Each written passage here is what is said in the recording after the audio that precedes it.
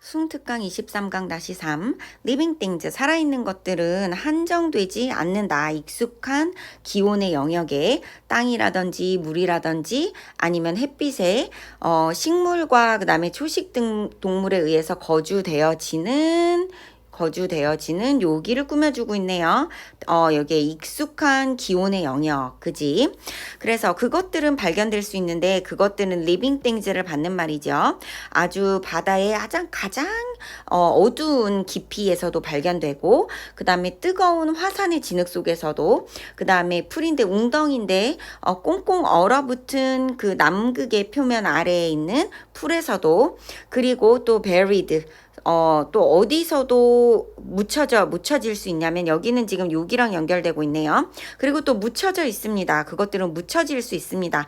수 킬로미터의 깊이에 그 지구의 지각에 이런 생명체들인데 어떤 생명체들이냐면 이런 극한의 환경에서 살고 있는 생명체들은 지금 creatures가 주어기 때문에 is하고 단수 동사는 없어요. 일반적으로는 익숙하지 않다. 근데 그 이유가 두 번째야. 첫 번째, 그것들이 접근하기가 우리가 그 볼케이노 속을 들어가 볼 수도 없고 지각 밑에 수십 킬로미터를 내려가 볼 수도 없고 바다의 가장 밑에 깊이에도 갈 수 없잖아. 그지? 접근성이 없기 때문이기도 하지만 두 번째는 뭐다?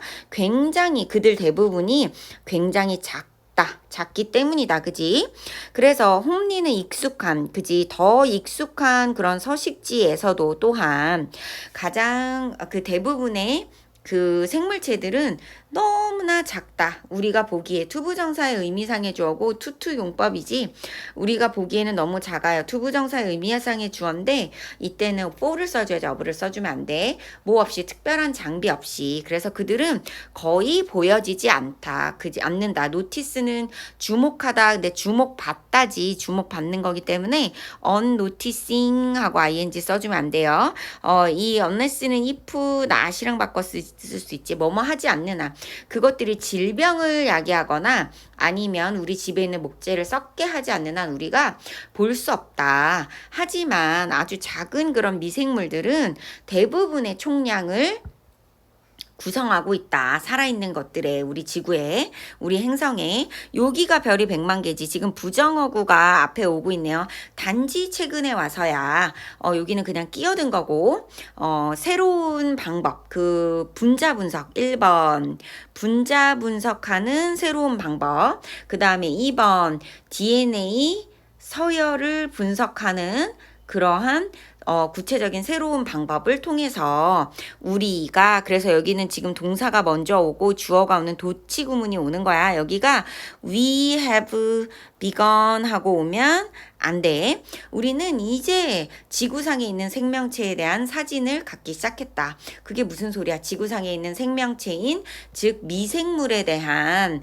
어떤 지식을 조금 알게 되었다라는 걸로 봐주면 될 것 같아요. 그런데 어떤 거냐면 there is not grossly 많이 왜곡되지 않은 우리의 바이어스드 편향된 인지에 의해서 뭐로써 우리의 마른 땅에 거주하는 거대한 동물로서 그러니까 우리는 뭐야? 우리는 마른 땅에만 존재하고 있기 때문에 다른 애들도 거기에만 살 거야 라고 생각하는 우리의 편향되어진 그런 관점에 의해서 너무 많이 왜곡되지 않은 그러한 지식을 얻게 되었다. 이렇게 이해하면 될 것 같고 아까 함축 의미 추론 나올 만한 내용이 조금 있을 수도 있다고 생각한 부분이 있는데 어디였는지 기억이 안 나네. 잠깐만.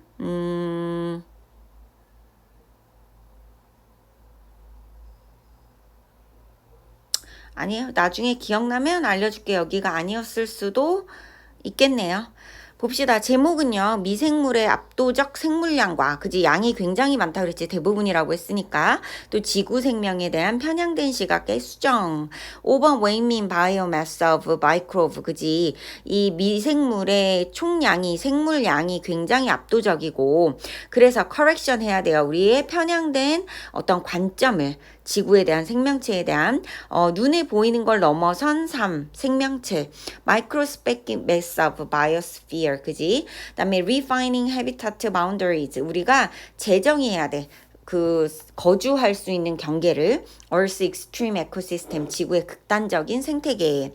Overcoming biological bias, 우리가 생물학적인 편견을 극복하는 거 뭘 통해서 DNA sequencing이라든지 아니면 molecular analysis를 통해서 라고 얘기를 했지요. 그래요. 찜찜하네요. 뭔가 있었던 것 같은데. 자, 봅시다. 아주 작은 미생물들은 휴먼 퍼셉션을 지배하고 있습니다. 지배하고 있는 반면에 그 대부분 지구의 그 생명체의 대부분들은 매크로구나.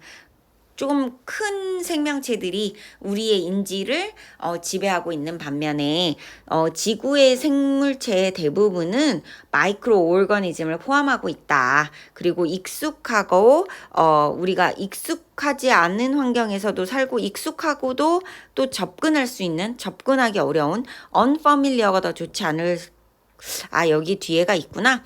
익숙한 환경에서도 산다고 했으니까 익숙하고 접근하기 어렵고 또 극한의 환경 속에서도 살고 있는, 그래서 단지 최근의 DNA 분석과 molecular analysis가 우리에게 정확하고 그 다음에 왜곡되지 않은 우리 지구의 생명 다양성에 대한 지식을 알게 해주었다. 제공해주고 있다. 미생물의 광범위한 서식범위와 지구 생태계에서의 압도적 비중, 극한 환경 속 생물체의 생존. 인간은 어떻게 생각해요? 친숙한 이런 기후 영역에서만 생명체가 살 거라고 생각하는데 그렇지는 않다라는 문장이 처음부터 나와 있지요. 거기에만 한정되지는 않는다 했으니까요. 그래서 그 예시로 여기에도 생명체가 살고 있다. 그래서 얘네가 우리가 보기 어려운 이유는 1번 접근이 어렵기 때문이고 2번 이거 우리 어떻다? 너무나도 작다. 굉장히 작아서 그렇다. 그래서 이유가 두 가지로 설명이 됐는데 우리 모의고사 여기에서는 접근이 어렵다가 먼저 나오고 그 다음에 이제 미생물에 대한 얘기가 나오네. 그래서 일상적인 서식지에서도 이게 눈에 띄는 일이 있기 전까지는 알아차리기가 어렵다라는 얘기가 나와요. 지구 전체 생물량에서의 압도적인 위치, 눈에 잘 띄지 않음에도 불구하고 지구 전체 생물량의 대부분을 차지합니다. 요런 얘기는 없었고요. 그래서 분자 분석을 통한 생물체 지도의 재구성, 최근 분자 분석법과 DNA 염기 서열 분석 발전 이 기술로 인해서 우리가 어떻게 됐다? 인간의 편향된 시각에서 벗어나 비로소 지구 전체의 전체 상을 올바르게 바라보기 시작했다. 기억났다. 이게 뭐냐? 우리의 편향된 관점이 뭐냐? 우리의 편향된 관점은 뭐야? 생물체가 어디에만 살 수 있다라는 거야? 익숙한 환경, 즉 인간이 거주 가능한 이런 환경에만 살 거라는 것이 바로 이러한 편향된 인지라는 거지. 그래서 요거까지 정리해